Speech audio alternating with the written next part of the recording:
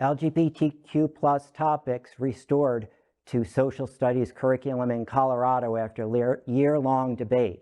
Last year, the Colorado State Board of Education made recommendations that would standardize the discussion of LGBTQ plus topics and discussion of marginalized communities at all grade levels after those topics had previously been removed from school curricula.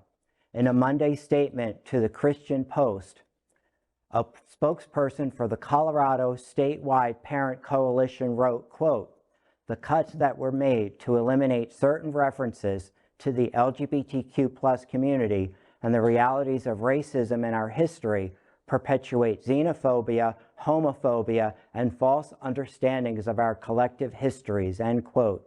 "These new standards will take effect next year." Yay. Right. Because, you know, I can't speak for anybody else at the table, but I can speak for me.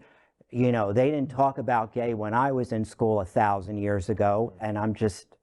As gay as it comes. But, right, I think, should we move to Colorado?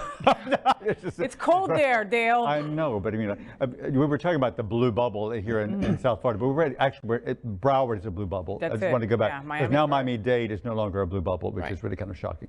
But because this kind of crap is happening, you know, in Miami-Dade, so that's why only reason I reference, like, let's move to Colorado. So we moved to Colorado. Bringing it. But we are about 10 years away, 10 or 15 years away from being able to tell no longer where you grew up by your accent, but by your education. Because people in New York and Vermont and Colorado are going to be getting immensely different educations and perspectives than students in Florida, Texas, and Alabama. They'll be more well-rounded. They'll know about the environments. They'll learn about the things that they, you know, okay, so some of the socials today, mentioning minority groups, right? So the law is going to require people to include LGBT, include African-American, Latino, Native American, and Asian perspectives, right? But of course, they always have to perpetuate that, you know, when it comes to LGBTQ history, it's got to be sexualized, you know? It doesn't have to be sexualized. LGBTQ issues are not sex issues. I've been celibate for more than 10 years, and I'm still just... And you're the gayest queen I know. Yeah, exactly.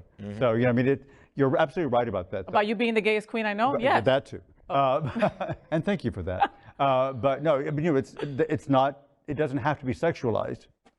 I mean, it just doesn't, you know, one sexuality is not what one's...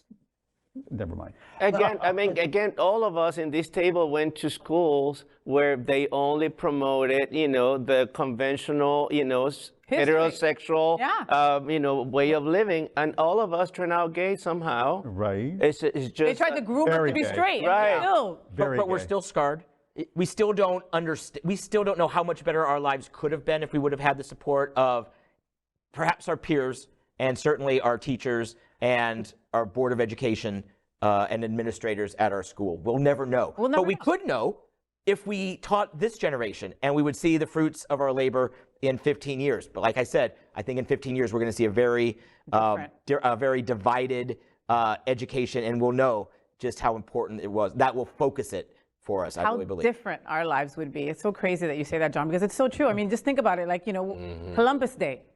Freaking Christopher Columbus. We're taught that in schools, okay? All they did was come and rape and pillage people and take land, okay? But that's not how it was introduced to this Latina when she was in history class.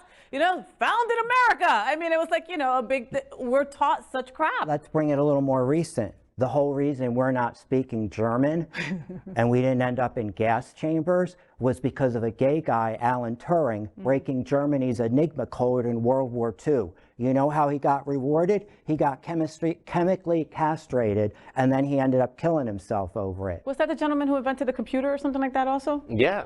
Right? Essentially. Not the computer, but you know what I mean. Yeah. And that's how we thanked him. Yeah. Wow. And we never learned until very recently of that part of history, right? So, you know. But that's important history, Bob. That's something that we should know. And even, you know, let's go to pop culture references. You know, I don't know about the rest of you, but you know, I was born in the mid-'60s.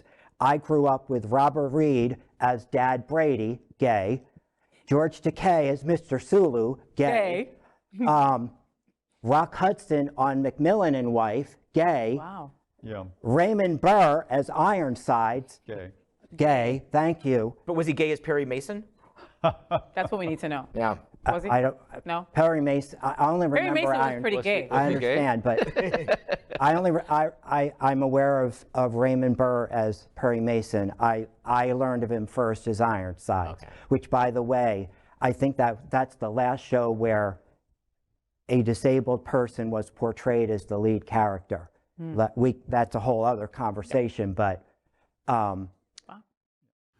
LGBTQ plus news is vital for our community and for the broader world as a whole. We have enough enemies at Fox News. Tucker, Sean, and Laura are loud. We need passionate allies. Happening Out Television Network, Queer News Tonight, and It's Happening Out are literally out of the closet and into the headlines. Our community needs your support. Like this broadcast and subscribe now to ensure the growth of the entire LGBTQ plus community.